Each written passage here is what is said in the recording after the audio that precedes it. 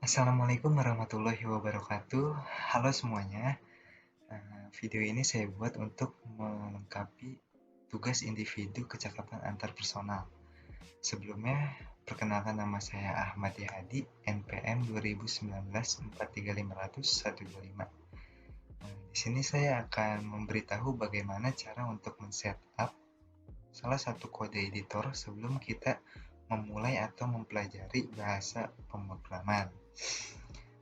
Untuk kode editor yang saya pilih saat ini yaitu namanya Visual Studio Code. Kenapa saya memilih kode editor tersebut? Dikarenakan menurut saya kode editor ini tuh sangat fleksibel. Misalkan kayak kita membuat banyak program, membuat berbagai project gitu dengan berbagai macam bahasa pemrograman. Misalkan kayak JavaScript, Java, Python, CSS, dan lain-lain. Nah, itu ada di dalam kode editor ini. Bisa kita pakai. Nah, sebetulnya kita udah memiliki kode editor default bawaan dari laptop kita masing-masing. Namanya itu Notepad. Nah, ini juga termasuk salah satu kode editor. Nah, di sini kita bisa membuat program juga, tapi kekurangannya ini agak meribetkan lah. Kita harus membuka program, terus mencari file yang akan kita buat programnya itu, terus kita open program itu. Jadi semuanya itu serba manual kalau menggunakan ini. Dan juga kita nggak bisa mengecek kalau misalkan ada bug atau masalah dalam kode program kita. Itu ya datar aja gitu semuanya.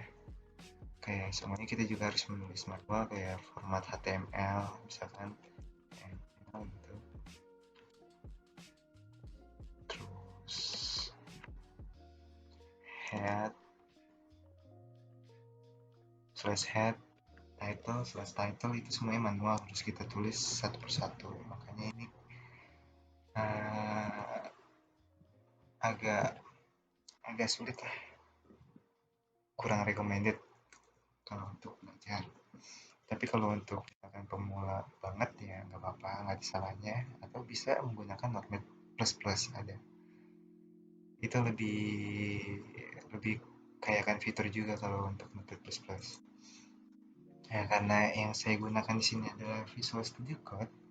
Bagi kalian yang belum menginstal kode editor tersebut, kalian search aja di browser kalian masing-masing, namanya Visual Studio Code. Nah, ini kalian masuk ke web dia, ke webnya, kemudian kalian tinggal download aja. Nah, setelah muncul tampilan kayak gini, kalian tinggal pilih sesuai dengan operasi sistem kalian masing-masing, OS kalian masing-masing. Misalkan kalian menggunakan Windows, kalian bisa pilih mau yang 64 bit atau 32 bit. Atau menggunakan Linux, kalian bisa pilih mau Debian atau user Red Hat, Fedora atau SUSE ini. Pilih lagi mau 64 bit atau yang opsi ini ARM. Kemudian apabila kalian user MacBook atau macOS, kalian bisa pilih yang ini. Setelah kalian download, kalian bisa langsung install aja. Nah, di sini saya udah menginstal kode editornya, ya ini. Jika kalian sudah menginstalnya, kalian langsung buka aja. Maka akan muncul tampilan seperti ini. Nah, untuk memulai program, kita harus membuat folder. Kita coba membuat folder ya. Buat folder kita untuk menyimpan project kita di mana gitu. Misalkan saya menyimpan di C. Nah, select open folder ya. New folder, kita buat namanya kelas pemrograman. yes. Nah ini kita select folder yang tadi kita udah buat.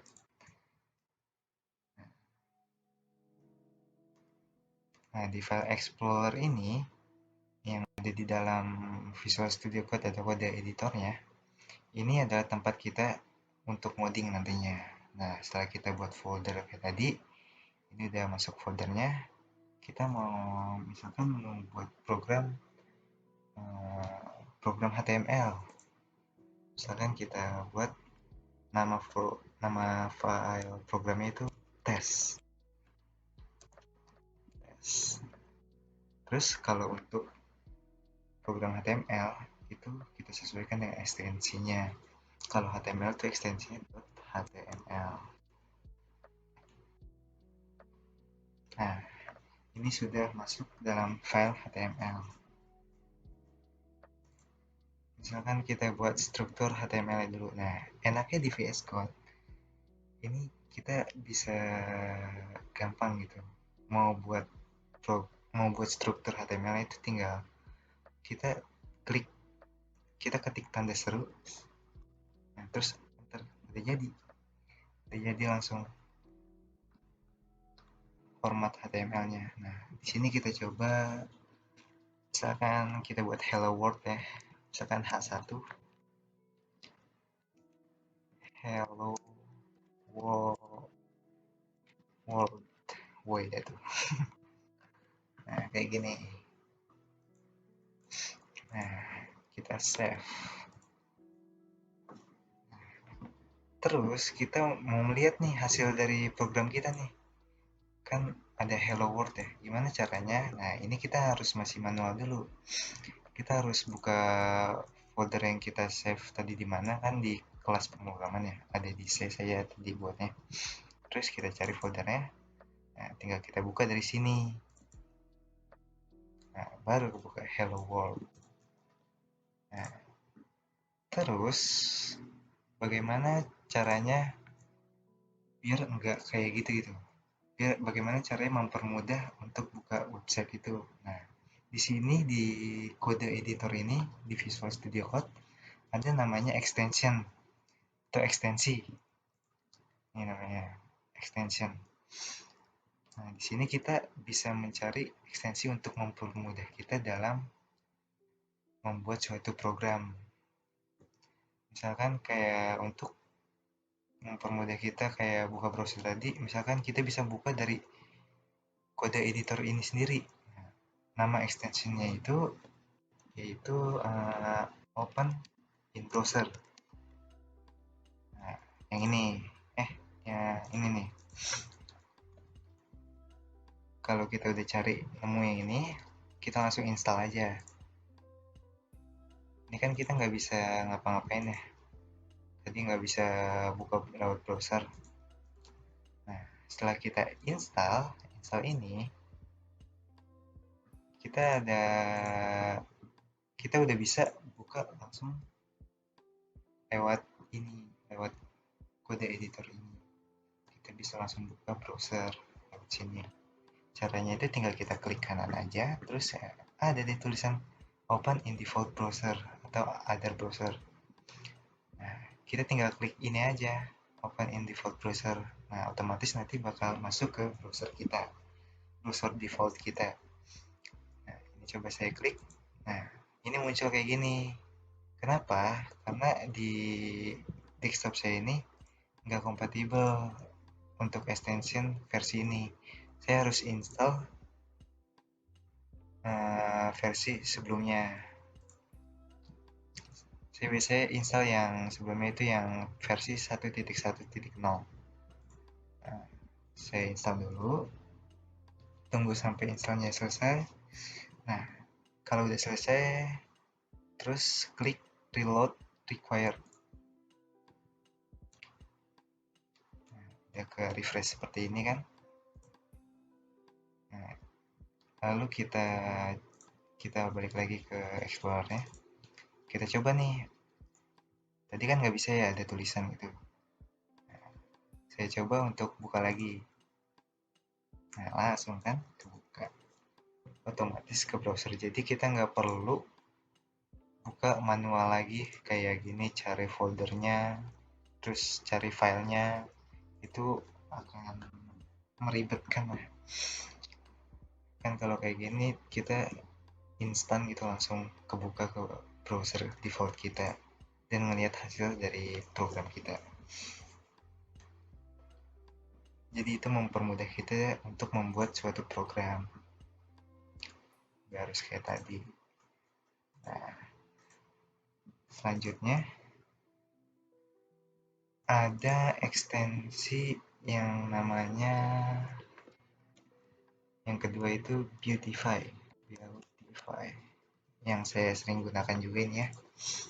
Nah, ekstensi ini berguna banget untuk kita memformat program kita. Misalkan program kita acak-acakan kayak banyak banyak tab-tab kayak gini. Kita acak-acakin dulu ya, misalkan kayak gini misalkan. Atau misalkan kita kayak membuat suatu tim, nah membuat tim program gitu. Nah pasti nantinya kan bakal disatuin dari program tim kita ke sama tim lainnya gitu. Kita satuin semua programnya. Nah pastinya bakal berantakan kan format dari programnya. Nah kita butuh yang namanya ekstensi Beautify ini untuk merapikan format dari kode program yang kita udah buat. Nah, di sini coba kita install aja. Nah, oke.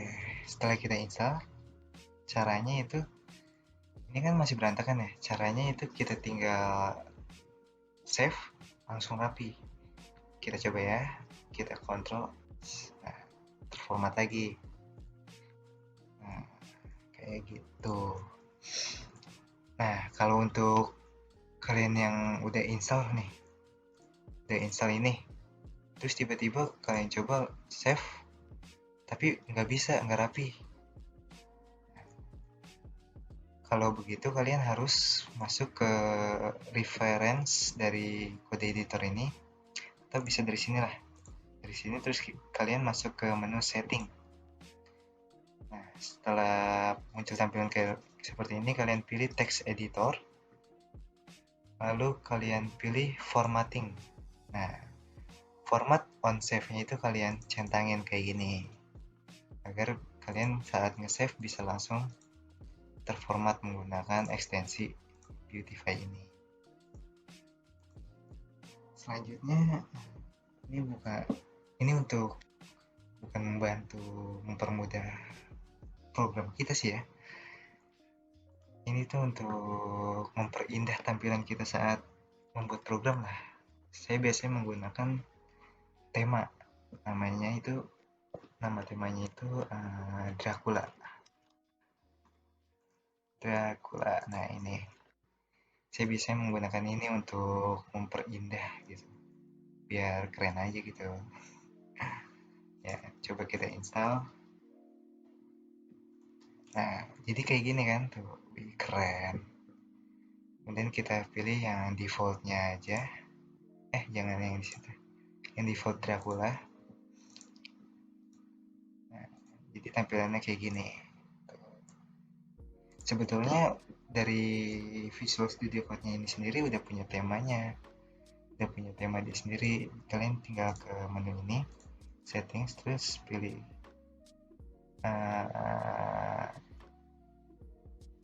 color theme. Kalian bisa pilih itu.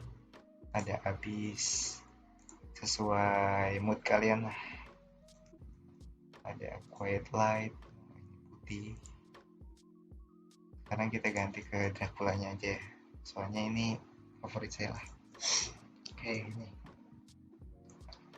Kemudian ada satu lagi yang menurut saya ini berguna banget, apalagi untuk HTML ya. Namanya itu auto rename tag. Ini gunanya untuk mengubah tag mengubah tag saat kita mengubahnya gitu loh. Jadi auto gitu loh. Nih, maksudnya itu seperti ini. Kita install dulu. Nah, misalkan kita mau ngubah H1 ini nih jadi H3, kita tinggal tulis kita hapus, kita tulis H3.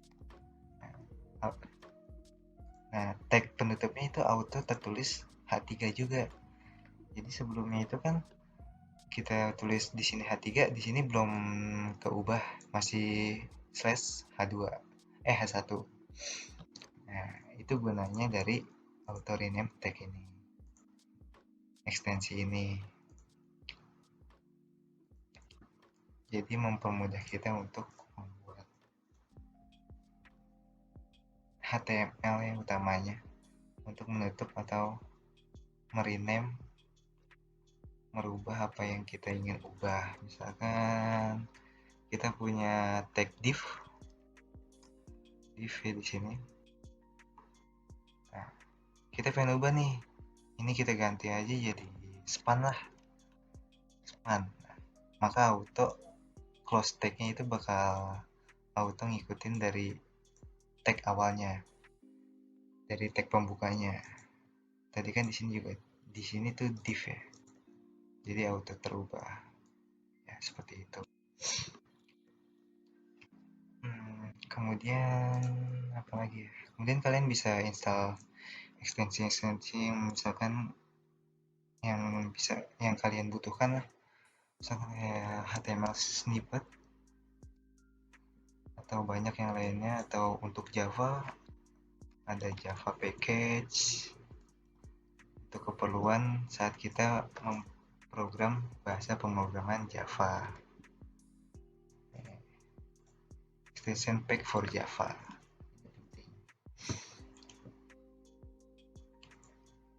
Nah, kalau kayak gini kan kita jadi dipermudah gitu untuk membuat project program yang kita ingin buat nantinya. Ya, mungkin segitu aja yang bisa saya berikan, yang bisa saya beritahu. Kurang lebihnya mohon maaf apabila ada salah-salah kata dari saya atau ucapan saya yang masih terbata-bata.